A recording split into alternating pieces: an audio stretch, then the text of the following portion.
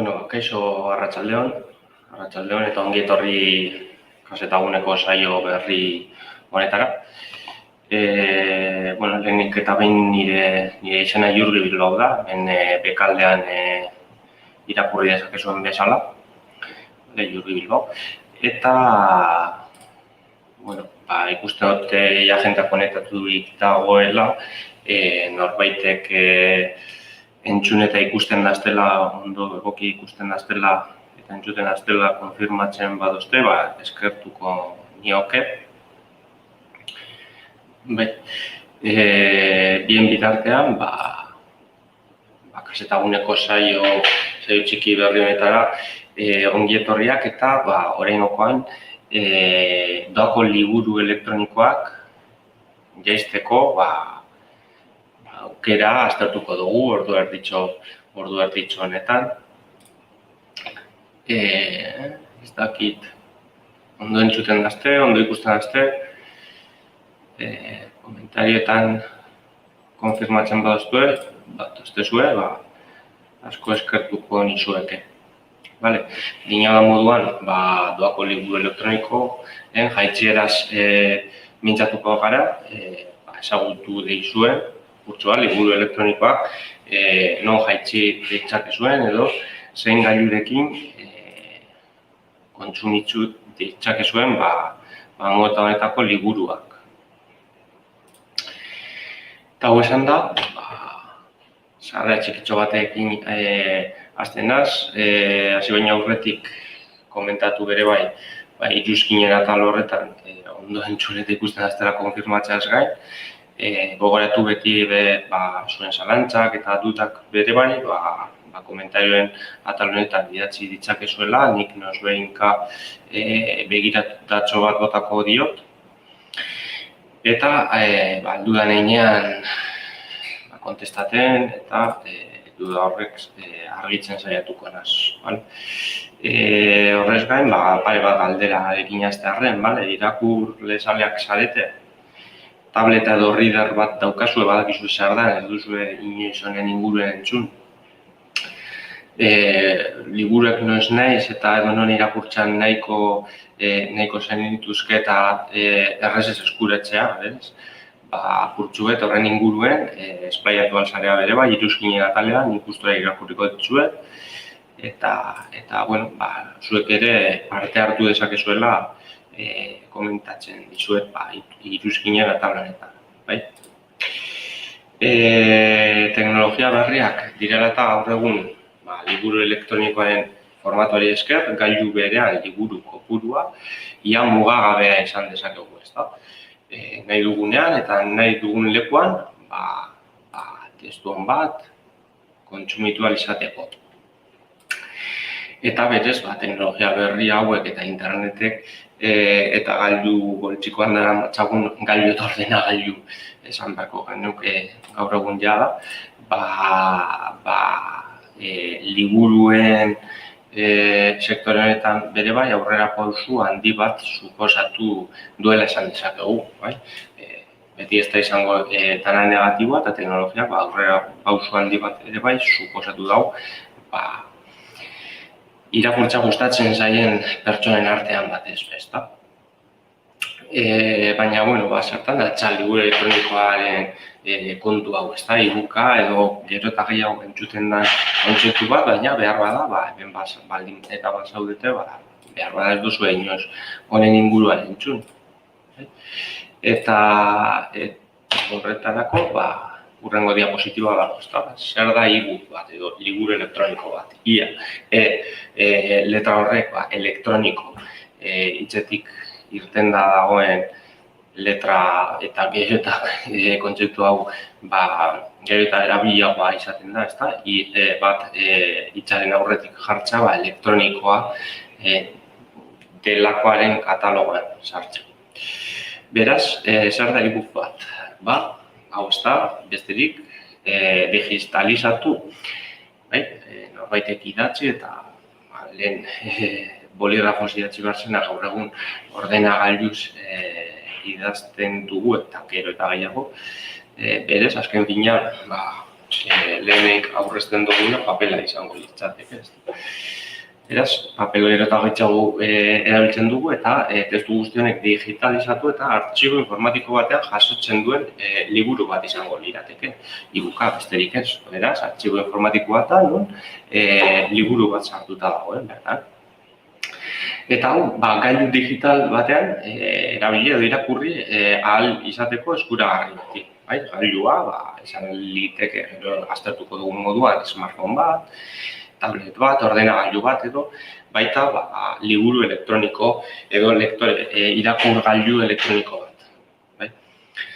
Beraz, ibukak irakurtzeko gai diren hainbat gailuen artean, esan dugun moduan, dauz tabletak, dauz PC-ak edo ordenagailuak, smartphoneak eta e-reader direlakoak, gainetxoek direla liburu elektroniko honek irakurgailu elektronikoak. Beraz, azken aldian modan jarri diren gailu honek, baina, ez da irakurgailu honetariko bat eduki behar, liburu elektroniko bat irakurri izateko, dinotzueten moduan, PC-aren bidez gero ikusiko dugu nola, hainbat webgunetan sartu genezake liburu hauek kontsumitzeko eta gure tablet edo smartphoneetan bai aplikazioak deskarga ditzakegu hau posible egiteko, beraz ez dugu behar beste gailu bat liburu bat irakurrian izateko. Behin jakinda hau artxibo informatiko bat dela, besterik ez, artxiboak beti formatuetan gordetzen dira, formatu desberdinak daude, bai testuzko dokumentuak direnak, bai audioak direnak, bai musika, bai bideoak, bakoitzak beren formatu motak dituzte, eta hemen aztertuko duguna bizka bat izango da, liburu elektroniko hauek erabiltzen dituzten formaturik komunenak. Beti gogoratzen dutzuet iruzkinen atalean, komentarien atalean, zerbait ulertzen ez bada edo galderaren bat badago, bertan idatzi dezakezuela, nik begiratu bezain laster nire aleginen barnean ezagutu ahal izateko. Formatu gaira bueltatuz, normalena edo gehien sonatu aldozkuna, PDF formatu izango lirateke, hau portable document formaten laburdura izango litzateke, Adoberena, eta edozein dokumentu digitaletarako eta liburu elektronikoetarako erabiltzen den formatu bat da. Ohikoena da, PDF-ena, segurentzean denok entzun dugu honen inguruan eta inkluso gehiengoak erabiltzen dugun formatu bat izango litzateke. EPUB da bigarren formatu erabilienetako bat, hau ez da ensoratua eta honen laburdura hau International Digital Publishing Forumetik etorriko lirateke. Sustatutako estandar librean oinarrituta dago. Beti software librea eta software open eta gai guzti honek liburuen barnean ere sartuta daude. Eta software librearen formatuko liburuak izango lirateke. Hauek Google eta Applek nahiko bere garatu duten formatu bat da, beraz, oso erabilia ere bai. Baina, ez diz bakarrak, gehiago formatu ere ikusten duzue badauzela, ezta? Movie, TXT, HTML, eta, gehiago ere badaude, baina, erabilgarrienak gauz apurtu bat aipatzen zuei, esarraro egiteko honetariko formatu bat ikusten baldin baduzue. Movie Pocket Reader .movies bezala izendatuta egongo lirateken liburuak izango dira. Irakurlarentzat sortu zen hasieran eta Amazonek erosi eta gero beranduago ikusiko dugun Kindle irakurgailu elektronikoaren aplikazioan formatu gisa jarri ohi du Amazonek, .movie. Beraz, Kindle aplikazioa aipatuko duguna deskargatzen baduzue, bertako liburuak .movie formatu honetan aurkeztuko dira. Izendatuta. Tekiste testu lauaren formatu simpleena da, testu eta irudi estilorik onartzen ez duena, testu laua. Eta HTML formatu adibidez, ere bai formatu garrantzitsu bat da, erabilia, web horrien lenguaia ezagunak liburu digitalak ikusteko ere balio du. Eta beraz, honi esker, incluso, streaming bidez irakurri genezake. Uste dut ez dagoela komentariorik momentuz behintzat, nahiko argi gelditu da zer da e-book bat, liburu elektronikoa, artxibo informatiko batean bilakatutako liburu digitala, non irakurgailu elektroniko, smartphone, tablet edo PC-en bidez liburuak irakurtzeko balio digun formatua, eta, esan bezala, PDF, EPUB, MOVI, TXT, HTML, artxibo informatiko hori, formatu desberdinetan, izendatuta egon daiteke. Eta behin, azalpentsua eginda eta dana argi geldituta, ikusten dutan modu ez dagoelez komentariorik, nik aurrera tiratzen dut, eta behintzat, azalpen hauekin interes pizka bat behintzat piztu diodan norbaitek, esango da, oso ondo interesatzen zait liburu elektronikoen kontu hau, baina non jantzi aldot, ezta? Hemen denbora egiten dagoen bitartean zuek irakurri izan duzue lista majo bat, askoz gehiago ere badaude, webgune gehiago ere badaude, baina guk zenbait gomendio egiten ditugu, non liburutegiak izatez gain, bertan liburuak saldu egiten dira bere bai, baina doako artikulu eta liburuak ere bere ganatzak posible den zerrenda ikus dezakezu hemen, ezta? Amazon, La Casa del Libro, Literanda, Manybooks, Bookrix, OpenLibra, Feedbooks, eta orduak hemen eman genitzake bakoitzaren inguruan jorratzen, saio honetan ordu bertitxo beraz, ganetik, aipatutako honek, apurtxo bat sakonduko ditugu, baina zain beste ikusiko duzu ezelan, danak antzekoak diren azken finean, ezta? Gomendio batzuk egiten ditugu, webgune seguruak dira, non behar bada zuen intereseko edukia, liburuak, kasu honetan, aurki ditzakezuen.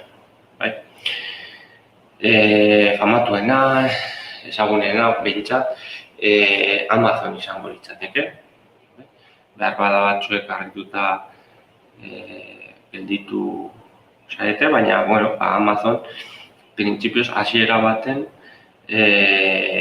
liburu denda bat zen, ezta? Liburuen internet bidezko liburuen distribuziorako webgune bat izaten jaio zen. Ondoren denborarekin, egin dituen inbertsioak eta rama piloak ireki ditu, hainbeste non gaur egun zer ez du saltzen Amazonek, ezta? Izango lirateke galdera, baina Amazon hasi zen liburuen salmentarekin. Eta bertan, saltzaz gain, doako liburu elektronikoen atal bat ere badauka. Atal hau Kindle deitzen da, lehen aipatu dizuedan bezala, Kindle. Eta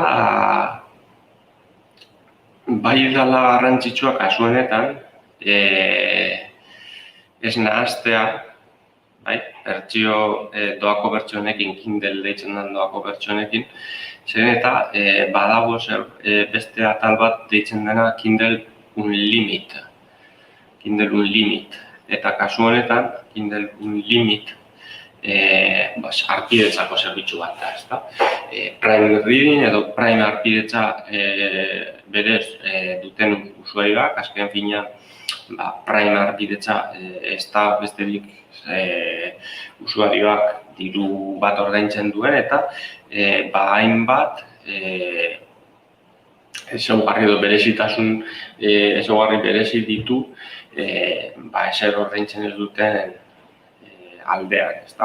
Ez dakit, Amazonek saltzen dituen produktu mordoaren artean egun batetik bestera bertaratzea produktu horiek, etxera, ezta?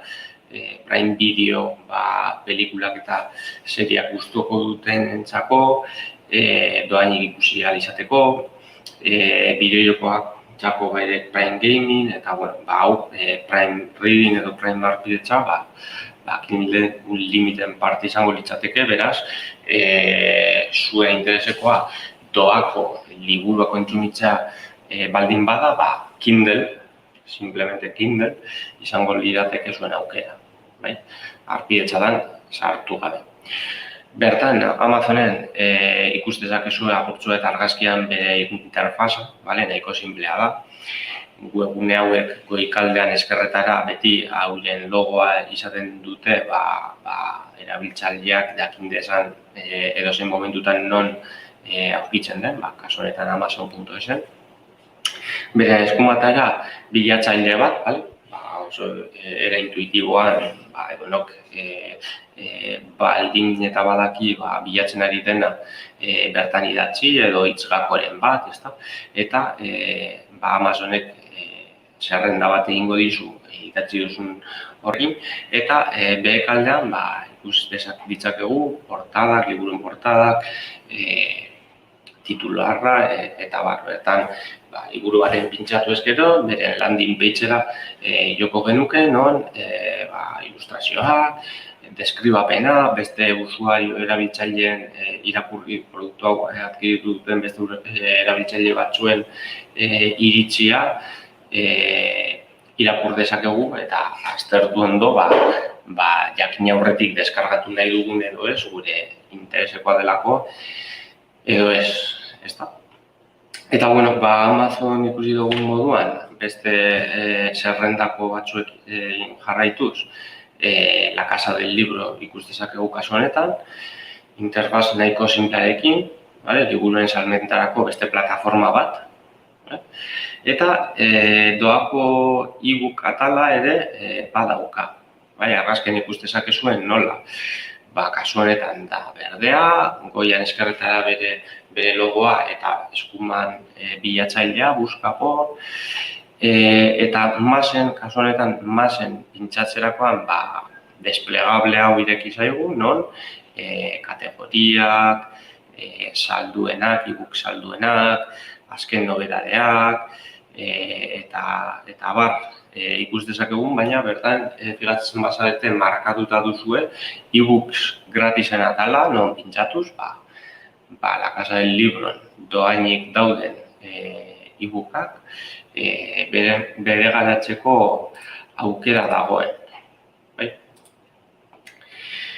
Bestalde, Literanda, gainerakoen bezala, Literanda, kasu honetan, hau liburuen independente bat da, eta editorialaren lana ere egiten du. Eta beren helburua testu literario klasikoak eta batez be autore berriak ezagutzera ematea da, beraz. Online editorial bat da eta liburu denda independente bat. Ez da enpresa handi batek ofertatzen duen zerbitzu bat, baizik eta liburuen txiki eta independente bat da. Literanda, gomendatzen zaitut Googleen idatzi, lehenengo aukera webgune izango da, eta bertan argazken ikusten dezakezun bezala. Interfaz nahiko simplea du, nuestros librosen, ikus dezakegun nola garaika kategorizaturik daude, generación del 27, del 98, siglo de oro, eta bar.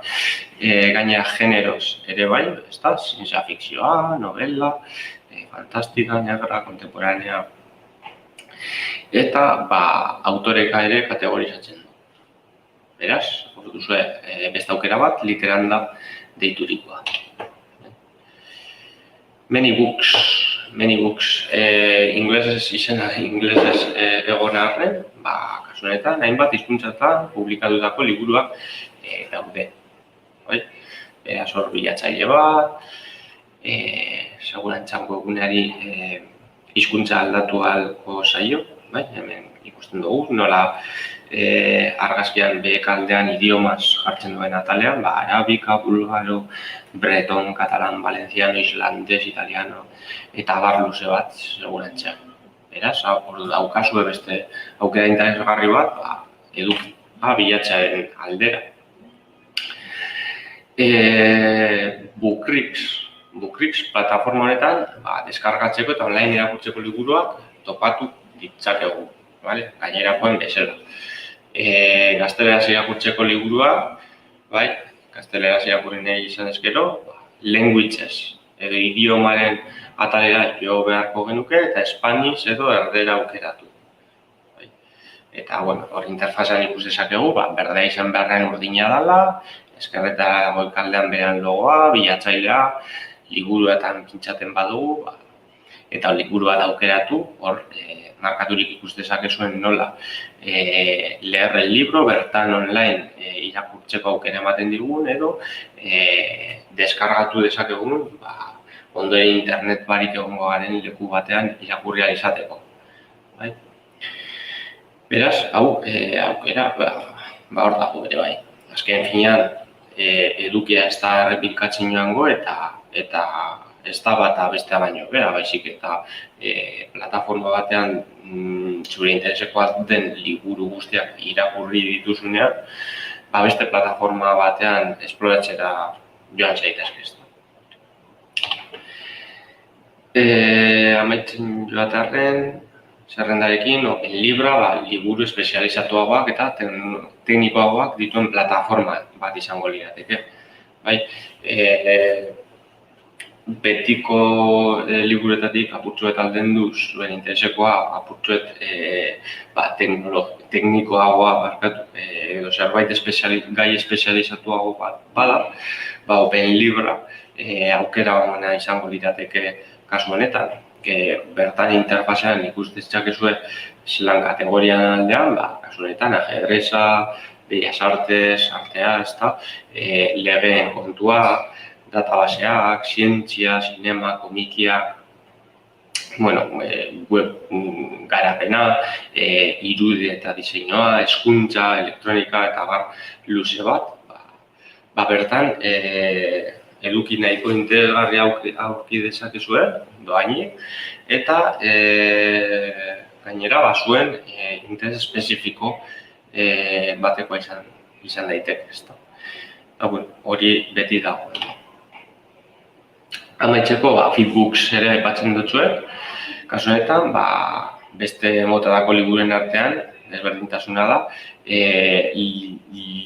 dominio publiko edo jabari publikoko liburuen sail bat duela. Beraz, hor, irudian ikus dezakezue, dominio publiko populares, bertan pintxatu edo, hor, fletxa gorri baten bidez, markaturik dagoen atalean, dominio publikoan pintsatuz, bertan, listatuko zaizue, hainbat eta hainbat liburu dominio publikoak dienak, honek esan nahi du, doakoak diela. Hainbat gailuekin bategarriak dien liburuak topatuko ditugu, plataforma honetan, smartphone, tablet eta e-readerrentzat. Eta hau, aipatu behar dut, goikaldean edo harina aipatu ditugun plataforma guztietan, eta aukera hau smartphone eta tabletekin kontsumitzu ahal izateko. Hau ez da bakar. Gainera, aplikazioak eskuragarri egoten dira bai iOS, Appleen produktuak dituztenentzat, iPada, iPhonea eta bar, eta bai Android, Googleen sistema operatiboa duten gainako mugikor eta tabletentzat ere bai. Beraz,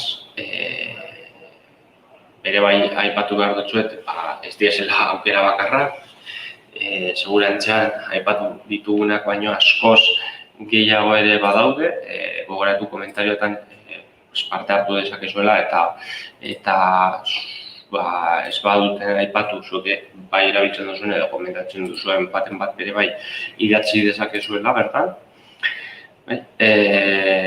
Berez hor diapositiban galdetzen dutzu, ez da? Ezagutzen erabiltzen duzuen liburu elektronikoen beste aplikazioaren bat, libre sentitu hor, komentario atalean idazteko eta komentatuko dugu honen inguruan. Orain arte aipatu dugu zen plataformak era komodo baten ordenagailu baten bidez, interneta duen ordenagailu baten bidez, webgunean sartu eta kontsumitu ditzakegu. Baina era berean, saio honen aurre joan ahala, komentatu dugu hainbat aldiz zelan e-book honek smartphone, tablet eta e-readerretan ere irakur ditzakegula. Kasu honetan, PC-a ez da gailu bat erabiltzeko, beti ere komodago egingo zaigu aplikazio bat deskargatzen badugu. Beti erabil dezakegu nabigatzaile bat, Google Chrome Androidetan edo Safari adibidez iPhoneetan, eta beraien webgunetara jo, baina beti ere komodago egingo zaigu aplikazio bat deskargatzen badugu. Beraz, hor ikus ditzakezu Kindle, aipatu dugun lehen nola Amazonek erosi zuen, Kindle, Kobo Books eta Aldiko. Hor dituzue 3 aplikazio, non zuen smartphone eta tableta irakurgailu elektroniko batean bilakatzen dute. Komodoa da irakurtzeko, azken finean papelea ohituta gaude eta askok esango duzue, baina alda komoda liburu bat mugikor txiki baten irakurtzea. Jakin dizuen, garatzaileak, aplikazioen garatzaileak bere bai horretan pentsatu dutela, buelta bat eman diotela eta aplikazio guztietan dela posible apurtxu bat pertsonalizatu izatea. Bai testuaren estiloa, bai tamainoa, bai koloreak, eta apurtxuet pertsonalizazio horrekin pertsona bakoitzari berean erraztasunak eman izan dizkiote berean mugikor txiki batean edo tablet batean liburu bat irakurtzen, papelezko liburu bat irakurtzen egongo ginean bezala sentsazio hori lortzeko, ez da? Eta bio bat plataforma eta webgune epatu ditudan arren, azken bat ere gomendatu nahi dizuet, hau zerbait lokalagoa baita, bertakoa hemengokoa, liburutegi izango lirateke, hainbat hizkuntzatako edukiak kontsumitu ditzakegu, euskara barne noski, eta hau Euskal Herritako liburutegien elkarteak sortutako zerbait edo proiektu interesgarri bat dirudien einean gomendatzen dizuet eta apurtuet trasteatzea horren inguruan. Beraz, ikusten duzun moduan oso erraz eskuratu ditzakezue ehunka liburu digital, bai dohainik, bai ordainduz, eta apurtxo bat solta duten txapa guztien artean laburbilduz pare bat ideiakin gelditzea arren, liburutegi oso bat eraman dezakegu liburu elektroniko, telefono mugikor edo tabletean. Gaur egun poltsikoan daramagun gailu honetan, liburutegi ez bat, baizik eta munduko liburutegi guztiak eraman ditzakeguz pisuan abarmendu barik, ezta? Eta bigarren ideia, zabaldu nahi izan duguna da, internetek hainbat testu literario, zientifiko eta tekniko eskaintzen dizkigula, sarean dauden liburutegi virtualei esker. Beraz, internet eta teknologia beste behin ere, aurrera pauso bat handi bat suposatu du, kasu honetan, liburuen sektore honetan. Bai, idazleentzako hauren obren distribuzioa errezagoa delako, eta baita irakurleentzako zeren eta eskuragarri, erraz eta doainiko edukipioa dugulako interneten.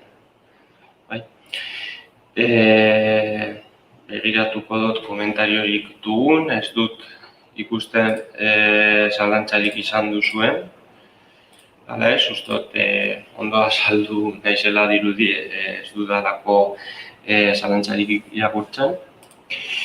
Eta, bueno, ez zait besterik gelditzen eskertza baino, bertan egoteagatik.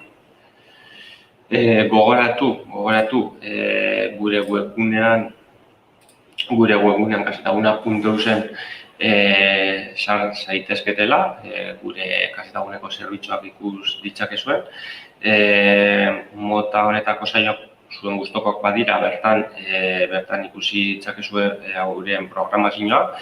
Zerbitzu berriak ere bertan kontsumitzeko erraz dituzue, batez ere bideokonferentzien bidezko formakuntzak gomendatzen dizkizue. Eta betiko moduan, gustoko izan baduzue, gaurko saio hau gogoratu me gusta edo gustoko dut ikonoari ematea, beti dago guk ikusteko edukia gustokoa dela edo ez hurrengoko edukiak enfokatzearen bidera, ikustea zuen gustokoa dena edo ez. Eta bestetik, beti ere hurrengoko hitzaldiak datozela jakinarazteko, suskribatzea, gure YouTubeko kanalen suskribatzea ere komentatzen zaituztet. Beste barik, zalantza edo arazo informatikoak badituzue gogoratu beti ere zuen gertueneko kasetagunera dei dezakezuela, gustora lagunduko dizuegu edozein konturekin. Eta beste barik, zuengandik despeditu dutenaz, eskerrik asko eta hurren arte.